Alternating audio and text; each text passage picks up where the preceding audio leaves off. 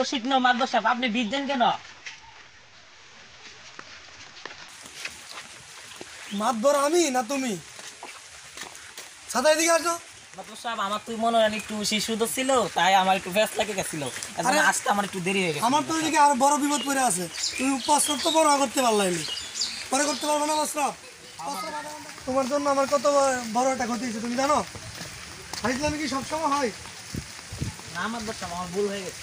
সবসময় ফাইজলামি করো, এসব করলে কি সবসময় হয়? না মাদ্রাস সাহেব, কোনো ভুল হবে না।